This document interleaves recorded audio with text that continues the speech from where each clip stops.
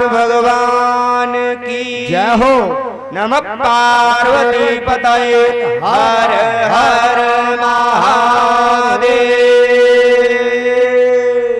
बोल चावड़ मैया की सच्चे दरबार की। प्रिय सज्जनों,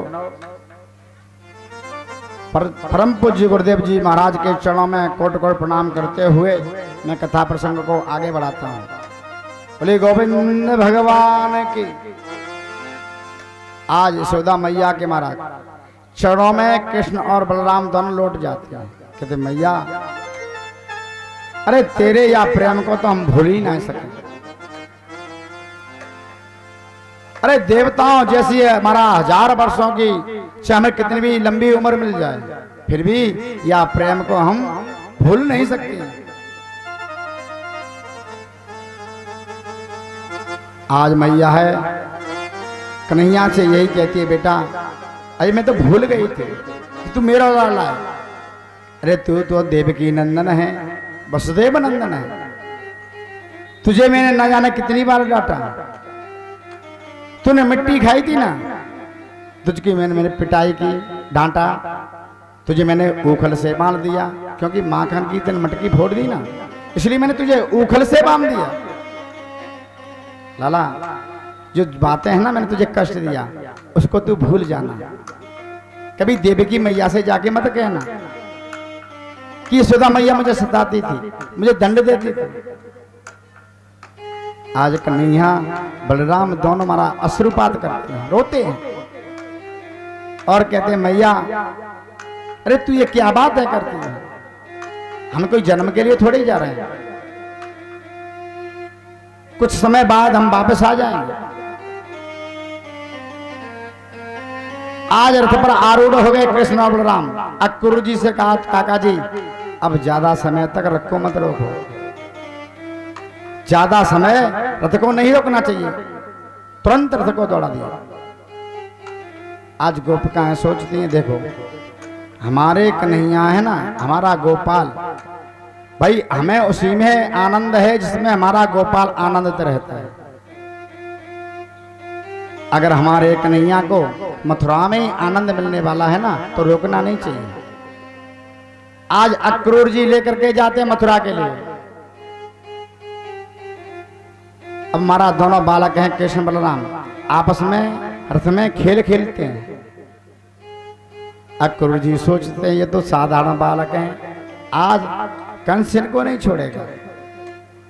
अक्रूर जी जैसे ही यमुना जी के किनारे पहुंचे, रथ को रोक दिया और कहा, लाला आप रथ से नीचे मत उतरना, मैं अभी यमुना स्नान करके आता हूं।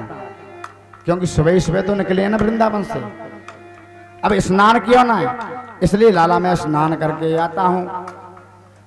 अक्रूर जी को महाराज मोह हो गया, ये साधारण बालक है। जैसे ही यमुना में डुबकी लगाते हैं तो महाराज दोनों कृष्ण बलराम यमुना जी में दिखाई देते हैं। यमुना जी से बाहर निकल के देखते हैं तो रथ पे दिखाई देते हैं। यहाँ वहां द्वे बालक देखा।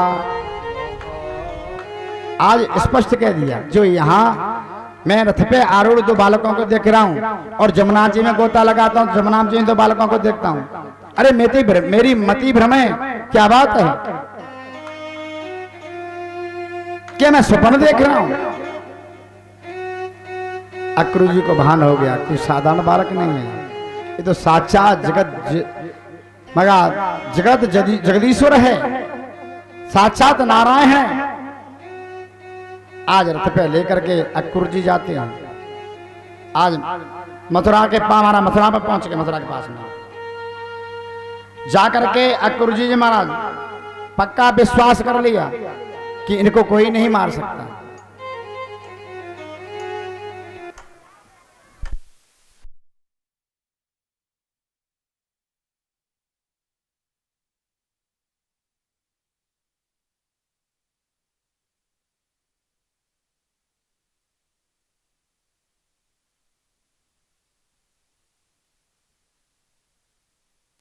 बोले गोविंद भगवान की। आज जाकर के हमारा बगीचे में कृष्ण और बलराम को माजा छोड़ दिया। वहाँ कौन है? वहाँ जाकर के नंद बाबा सखाओं के साथ में पहुँच गए। इधर आकर के कंस से कह दिया, महाराज मैंने अपना काम कर दिया, अब तुम जानो और तुम्हारा काम जाने। आज कंस ने पूरी मथुरा नगरी को मारा सजाया है।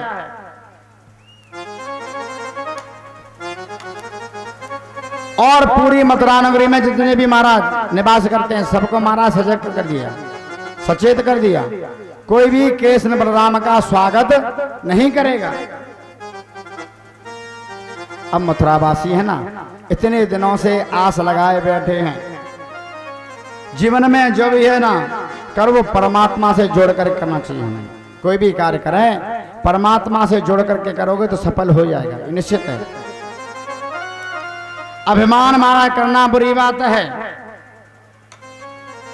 लेकिन रामायण में सुतीक्षण जी कहते हैं कि अस अभिमान, हाँ जी स्पष्ट कहते हैं कि अस अभिमान जाए जन्म मोरे, अस अभिमान जाए मोरे, अस अभिमान जाए जन्म मोरे, अस अभिमान जाए जन्म मोरे। मैं सेवक रघुपति पति मेरे, मैं सेवक रघुपति पति मेरे, मैं सेवक रघुपति पति मेरे, मैं सेवक रघुपति पति मेरे। अगर क्रोध भी करो तो परमात्मा से करो। अगर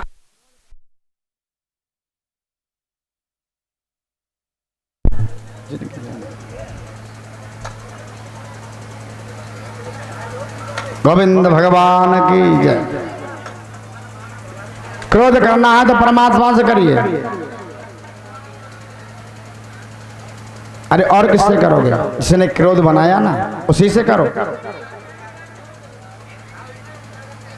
अरे बालकृष्ण जब कन्हैया ना गोपाल सखाओं के साथ में खेलता है तो सखा स्पष्ट कह देते हैं, खेलत में को काको को सही है, कोई छोटा बड़ा थोड़ा ही है। अरे नंद बाबा के होंगे 9 लाख गायें, आप महाराज होंगे मेलों के राजा, मगर खेल में कोई किसी का राजा नहीं है, बराबर है सब, सब बराबर है।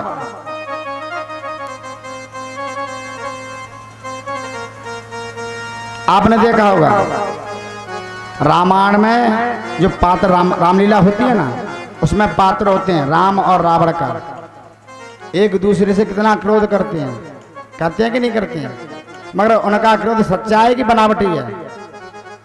बनावटी क्रोध है कि नहीं? जो पात्र बने हैं राम और महाराज रावण के, उन दोनों का क्रोध है महाराज बनावटी क्रोध है। जैसे मां बच्चे का महाराज क्रोध करती है तो बच्चे पर बनावटी क्रोध करती है कि नहीं करती है?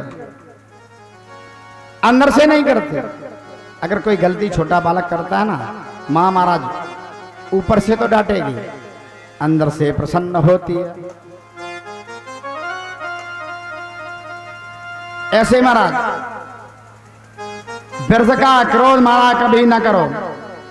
अगर व्यर्थ का क्रोध करोगे वो काम बिगाड़ देता है।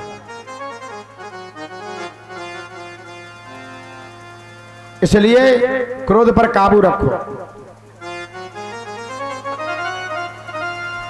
हमारा प्रेम जब उमड़ता है तो नियम नहीं देखता है। कन्हैया ने सोचा कंस का उद्धार मुझे शीघ्र करना है। कन्हैया ने बाबा से कहा, बाबा अरे हमें आज्ञा दो, हमने एक नगर देखे आवे। अरे मथुरा नगरी देख के आते हैं सखाओं के साथ में। आज नंद बाबा कहते हैं, नहीं बेटा तुम्हें मथुरा में नहीं जाना है, हम तुम्हें मथुरा में नहीं जाने देंगे।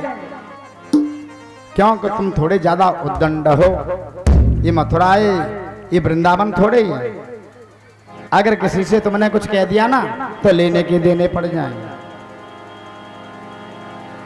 सब गड़बड़ हो जाएगा। कन्हैया ज्यादा आग्रह करते हैं। आज नंद बाबा बलराम जी से कहते हैं, देख लाला तू बड़ो है, तू समझदार है, इसके संग में जाना सबके में, ऊधम नहीं होना चाहिए और नगर को दिखा करके तुरंत वापस आ जाना। आज कृष्ण और बलराम ने मथुरा में प्रवेश किया। आज मथुरा के सब नर और नारी गोपाल का स्वागत करते हैं। आज कन्हैया की उम्र कितनी हो गई? 11 वर्ष 55 दिन के हो गए।